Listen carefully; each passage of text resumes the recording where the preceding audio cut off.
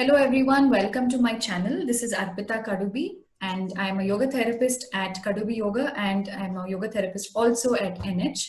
So today we have a very special guest. Her name is Dr. Lavanya. She is a senior consultant at NH.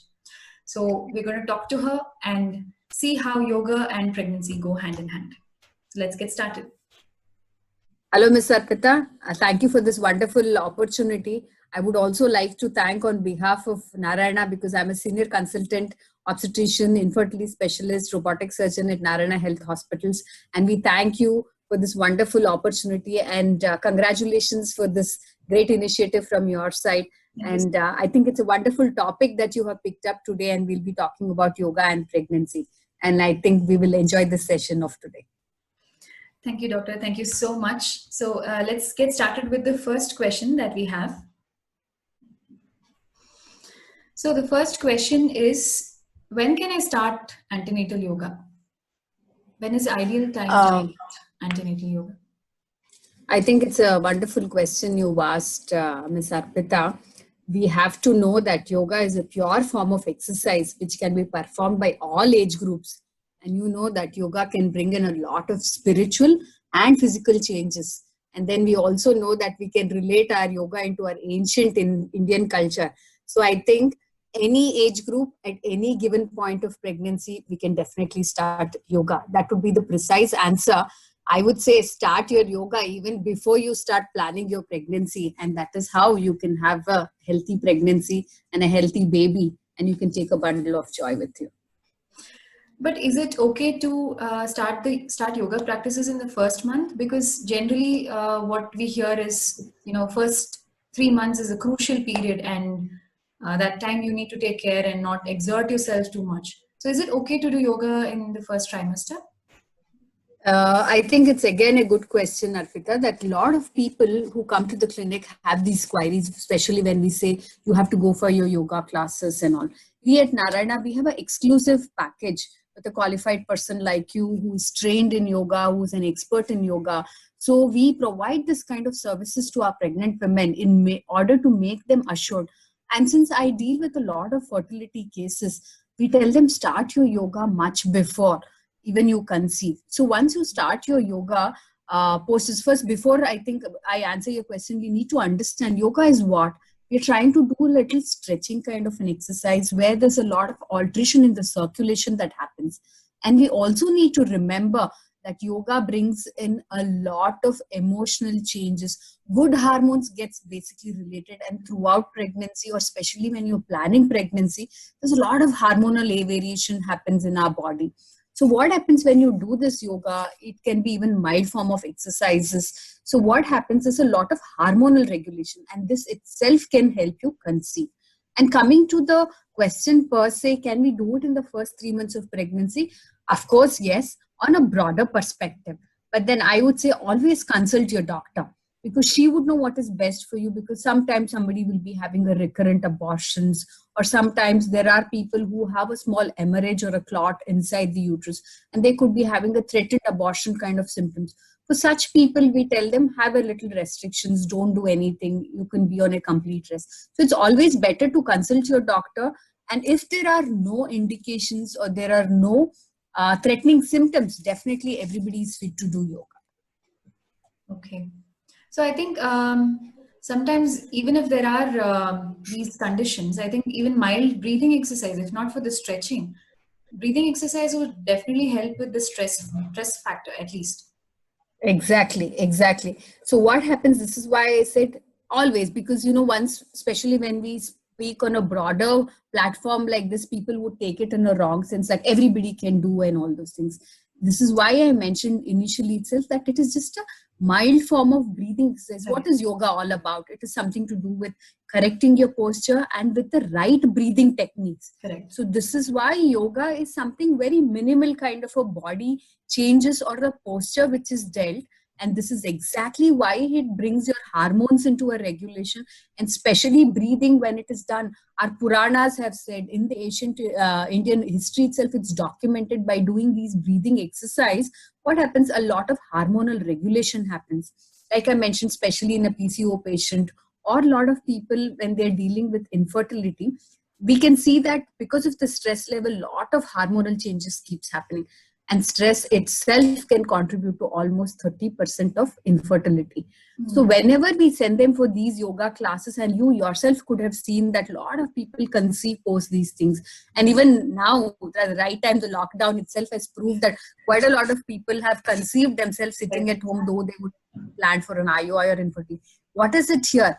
There's a lot of reduction in the stress levels, because there's a lot of reduction in the travel stress, going to the office, reduction in the targets itself. So since a lot of stress comes down, they conceive spontaneously. And yoga is one form which can really help you regularize your hormones and bring a lot of your stress down. Anxiety levels will reduce, and this will definitely help them conceive and take a pregnancy forward. So this is how a breathing exercise can definitely help them and regulate their body hormonal changes.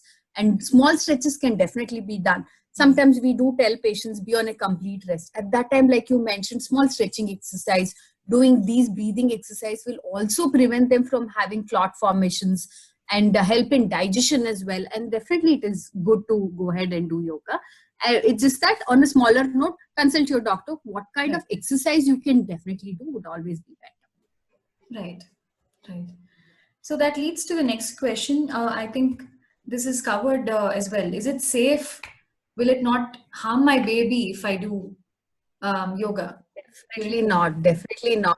But I would say the answer is the reverse way. It will really help bring in a healthy baby. Because here we need to remember, when a woman is pregnant, we are looking at the next generation formation. We are bringing a new generation into this world, and it becomes our duty as a parent to bring in a healthy baby. So especially when you're doing your breathing exercise, when you're doing different postures, like I mentioned, there's a lot of circulation variation happens. Anxiety level reduces, a lot of stressful situation reduces, and it also helps the mother during the pregnancy process to help increase her flexibility. And this, in order, increasing the circulation can definitely lead into a healthier pregnancy. Right. So it is said that actually the programming, if you will, of the baby is actually done in the first trimester itself. And if you're stressful and if you're not in a right, if you're not a good host to the guest in your womb, then actually like you said, the progeny is not really, it won't be really the best. I think the best answer to this question is our Abhimanyu story. Like I said, I truly believe my ancient Indian history. So I think we will date back to our Indian history and the ancient history that we have. Abhimanyu, I don't think you can find a better example.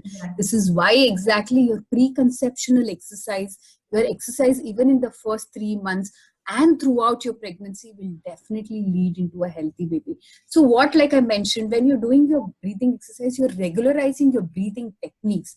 And the right way of breathing will always increase the circulation. We have to remember, when somebody becomes pregnant, there's a lot of body changes, body circulation alteration, water retention, circulation in the cardia, the breathing pattern, everything changes.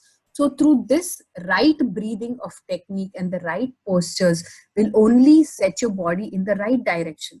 In turn, leading into a better circulation, better working of the muscles, flexibility, relaxation of the muscles, and in turn helping to have a healthy pregnancy and a healthy baby. And that is what we all will be looking for. Right. So another common question that I get asked quite a lot is I'm doing walking, is it not enough? I'm very scared to do any stretches. Is walking not enough an exercise in pregnancy? Walking is definitely good and definitely a easier form to access or do it even at your home. What happens, I always tell my patients, so there is a misconception again, they come back and say, I walk for an hour, doctor, why are you asking me to go do an yoga? I always say, stop doing your 1 hour walking first. Then I always say, eat smaller portions, eat frequently. And it's very important, like yoga, concentrating on the right diet is important. So I always tell them, have a small meals frequently, and that will really help. And what I tell them is, after each meal, take a walk for 10 minutes, do it 5 to 6 times, and that will contribute for an hour. While you're walking, again, there's a lot of your calf muscles working. And then again, there is an increase in the circulation. But with walking, we add a small stretching exercise. It can be a lot of asanas, which you can name it better than me. So doing a lot of these postural exercise yogas, and especially the Kegels exercise or the butterfly that we tell them, or any other asanas and the postures, also leads into a lot of flexibility of other muscles. So what happens, especially when you're doing your butterfly exercise and all, there's a hamstring flexibility which happens, pelvic muscle flexibility happens, which will not be got through just a walking. So all these stretches will increase your body circulation and variation and alterations throughout your body. So you're letting every muscle of your body work out, and especially the pelvic muscles that you're training. And that is what is needed during the process of your delivery. And by doing this butterfly exercise, the muscle flexibility increases. So the flexibility during the process of labor will also get altered. So doing a different asanas and doing several other yoga postures will help you during the process of delivery as well. Right. So this is what I tell the patients all the time. So antenatal yoga is kind of preparing you for the day when you deliver your baby, because you're already in a lot of pain. You're, you know, you don't want your other body parts to be a constraint. You want to be completely flexible enough to sit in that posture where you can deliver easily for hours. And labor, obviously, we've seen that it lasts for hours. So you should be comfortable the way you sit. So I think flexibility is a very important. Yes, and we also have to remember, just not during labor, what happens during the 9 months of process of pregnancy. There's a lot of body alteration happens. Your center of gravity alters, the baby bump, which looks really cute, but it causes a lot of strain on the back as well. So while people are learning the different yoga posture, it is also strengthening the back. Correct. So while you strengthen your back, it leads to a good, better posture and reduces your back pain, and then the clumsiness during pregnancy. A lot of times in pregnancy, what happens is a lot of irritation which happens because you have back pain, you have this muscle strain, muscle aches. All these things, while you do different asanas, is going to reduce, and your back muscles are also going to get strengthened along with flexibility and circulation, and the muscle aches will come down. And that is why the yoga poses are really important, I feel. Right. Okay. Another common question is, will I have a normal delivery if I do yoga? Definitely, there is a higher chance of delivering normally. Of course, the chance of you delivering normally or by section will be decided when you get into labor. The whole exercise of doing your yoga preconceptionally, first trimester, second trimester, third trimester, what happens? You're training yourself. Remember, you will put on quite a lot of weight, and minimum of 12 to 15 kg weight increase or weight gain is mandatory or is a routine protocol for any healthy pregnant women. But what happens? Unnecessary water retention or unnecessary obesity is going to come down while you're doing regular exercise, be it in the yoga or any stretching exercise, or you're doing your walking, any form of exercise for that matter. So what happens? Most of the weight is taken by the baby, which is a healthy weight, instead of just the mother putting on unnecessary weight, which is not required. That is one thing. And second thing, by doing all these things, like I said, you're working out every muscle of your body, and that will really help increase the blood circulation. And that is how it will help throughout making you, giving you a comfortable journey throughout that 9 months, because a lot of postural changes happens. And people who have already gone through one pregnancy, or maybe we should ask the husbands of how much tantrums they have actually taken from the wives. So all these hormonal variation, because there's a lot of progesterone, estrogen variation happens, and water retention happens because of this. And exactly in the first trimester, there's a lot of irritability throughout. And when the body posture or the body changes happens, that leads into more irritability. All these things calms your mind, brings down your anxiety levels, brings down your depression levels. And you can see a lot of people post-delivery develop this postpartum depression and all. So it will help those kind of people as well. And even in pregnancy, doing all these things will help you keep up a good flexibility.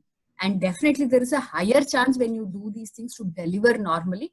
Of course, there are some obstetric indication. If it's a fetal distress, that's got nothing to do with the yoga.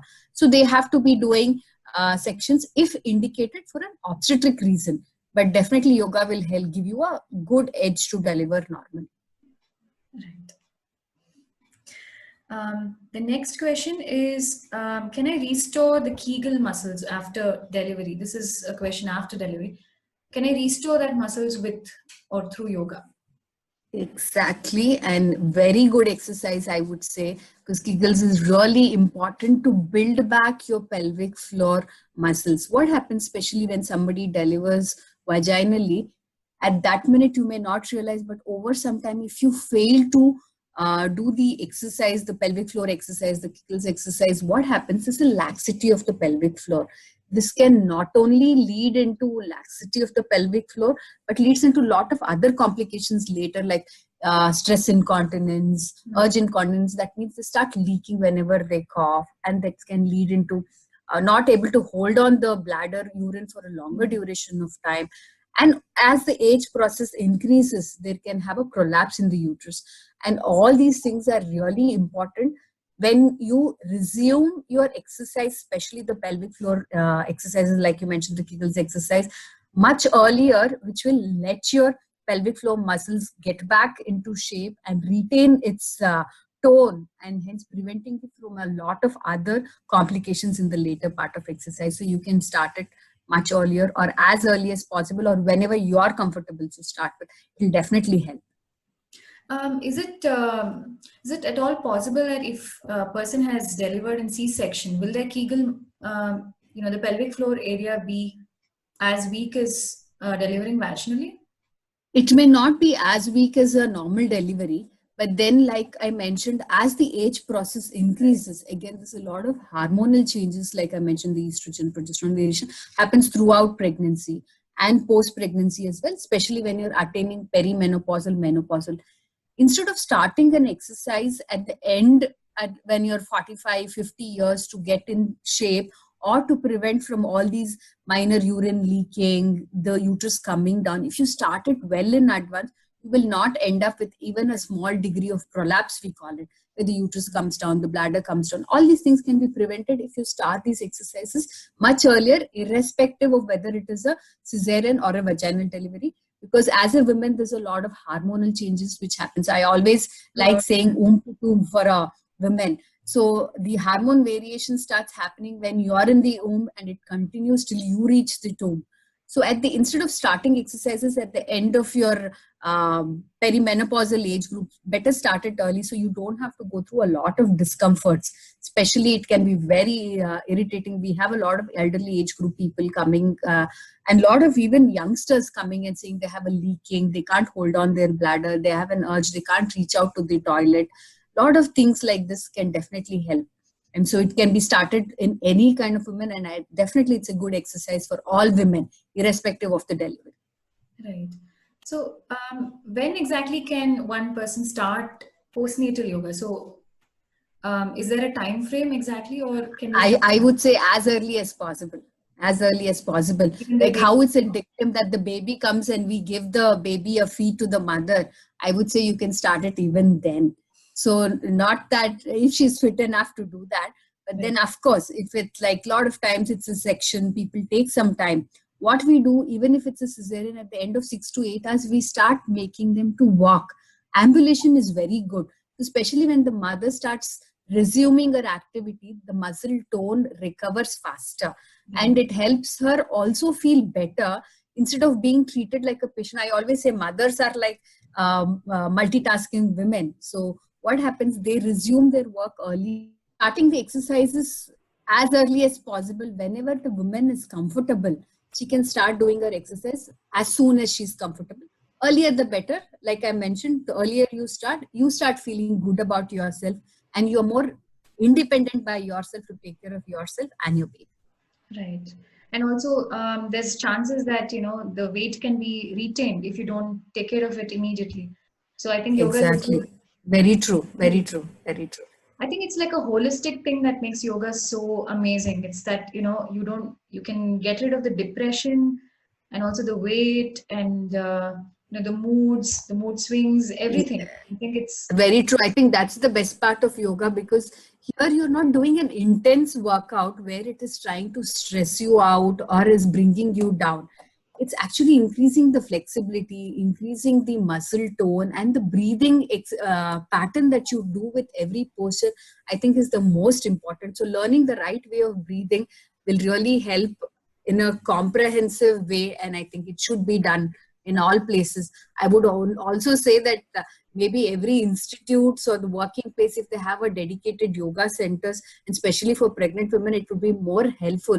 And I think this is a point to be considered by most of the MNC companies or the IT companies, and including hospitals. I think it would be a good way forward to go.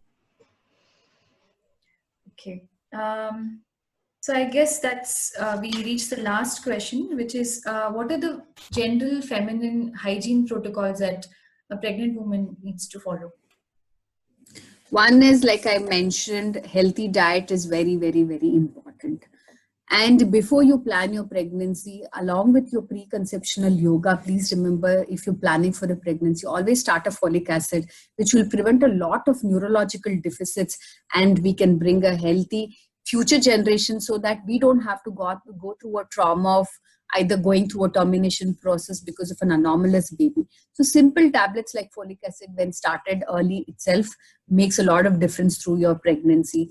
Getting your blood test is also important, especially when you reach out to your doctor while you try to learn your yoga. Get your hormones evaluated, simple like hemoglobin, thyroid, sugars, and make sure you're fit physically while you're doing your yoga, and getting emotionally and physically fit. There are some parameters to be checked. And once this is done, if you're regularly practicing yoga, which will help you calm down, keep your anxiety levels low, I think throughout pregnancy, you will enjoy your pregnancy, and even post parenting, you will really go through a good postnatal care and a good parenthood. And I think it's a good point to note that even if the fathers are involved in the whole process of exercise, it would be a couple exercise which will help both father to be fathers and the mother to bond well, and they walk together in this whole process. And the mother will also feel happy that the partner is along with her trying to do all these things. And of course, regular exercises, regular antenatal checkups, the iron, calcium medications needs to be done, the tetanus injection has to be done, daily bathing is very important, nutrition, plenty of water, fresh fruits, vegetables, and good diet is really important, and yoga definitely helps. And how about this traditional dietary habits that we have been following since many years? We say Banantana in Kannada, I don't know, in other languages. Exactly. Me being a Kannadiga, I think we all know this one. And I'm glad that we've all survived through the Badantana of the torture that they would be giving. And piece of advice to our elderly people. What happens, most of the places when it comes to this Badantana postpartum diet, very few places and very few people have seen give them good diet, adequate water. There's a lot of restriction in the water. There's a lot of restriction in the fruits, vegetables. All I want to tell you people is, when you try to restrict your water or a good nutrition, please remember you're in turn reducing the breast milk secretions. If you eat an apple or a cucumber, remember, baby is not going to be getting the apple or the cucumber. It's all going to get converted into milk. The lesser number liters of water, or the lesser quantity of water you're taking, or the lesser nutrition you're taking, the quality of the milk is going to come down. The quantity of the milk production is going to come down. This in turn again leads into anxiety of the mother, and whole process leading into reduction in the milk production and depression of the mother, leading into more ill health. And we have to remember, post-pregnancy, there's a high chance of forming clots because the blood here becomes concentrated. Like I said, there's a lot of water retention in the body, a lot of circulation variation keeps happening. So post-delivery also, and during the process of pregnancy, what happens, we call it as coagulable state, hypercoagulable state of the blood of a pregnant woman and the post pregnancy, that is up to 6 weeks. If you don't drink enough water, you have a high chance of developing clots. We call it as DVT, CVT, all these things. Thrombus factor is high. This can actually lead into a lot of health consequences, which can be threatening, life-threatening and dangerous for you. It's very important you drink adequate water, eat healthy diet with adequate fruits and vegetables and all the high protein. So there is absolute no restriction from the medical fraternity for either the diet or the water content. Right. But how about these techniques that they follow, like tying the stomach with a, tightly? What about? Looking at it practically, what I would say is a lot of people come back and ask me, can you write a belt for us, abdominal belt? Can I tie a sari? So I tell them you can definitely try, because what happens immediately post-delivery, there's a lot of laxity. These things needs to be used, just that you don't feel the sagging sensation. But then I don't think this is going to help you retain your muscle tone in any form, for which the only way is do exercise, and that is the hard way of doing it. Right. So there is no shortcut, there is no tying of your stomach or your belt is not going to help you. It's just a temporary method. It will help you to reduce the feeling of the laxity, that's all. But always the hard way is what is going to last, and do your exercise, and that is what is going to bring your muscle into a good tone, and not these tying or the belts would help in any other form to tone up your muscles. Right. And even I get asked quite a lot about these stretch marks. I mean, what I tell them is, just regular organic coconut oil should help. I mean, it's going to take a lot of time, but then using chemicals, I don't think is a good idea to reduce. I think we'll have to do another session if we have to start talking about organic and chemical one. But then I would always say it's a high protein diet, which is really going to help you reduce to the little extent, because what is the formation of stretch marks? It's a break in the proteins. So what happens, especially when you're not on a good diet and your protein content in your diet is low, so there is a breakage, especially in pregnancy. Like I mentioned, almost you put on 12 to 15 kgs, and throughout 9 months, your stomach is stretching, your body parts are stretching, you're putting on a lot of fat, weight, water retention. So when the stretch happens, there's a breakage in the protein, and that is what causes stretch marks. So especially if your diet is good with high protein diet in whatever form, that will help. Vegetarian, non-vegetarian, high protein diet is important. And remember, here you have to concentrate on a healthy diet. Now, if somebody is a vegetarian, they cannot keep having high protein like paneer, fried paneer every day. Somebody cannot keep having a fried chicken every day saying it's high in protein. So concentrating on right healthy protein is important. And any form of massage through either an oil or simple body lotion will also help, because you're actually again provoking your muscles there. So a little stimulation will definitely help and reduce that itching. All these things will definitely come down. Right. I think we reached the end of the question list that I had prepared. Thank you so much, Doctor, for taking this time and doing this interview with me. I'm sure a lot of people will benefit from this. So thank you, Arpita. I enjoyed myself too. I'm glad that you're doing such a good work, and then you have actually thought about this great idea of trying to help people and help them answer a few queries that they've had. And if they watch this, I think most of their queries will be answered, and then they definitely know yoga is something that they need to start much before pregnancy and throughout pregnancy, and as well as post-delivery as well. All the best, and hope all your viewers will like it and they start subscribing to you, and wonderful work by you. Thank you. Thank you so much. Thank you.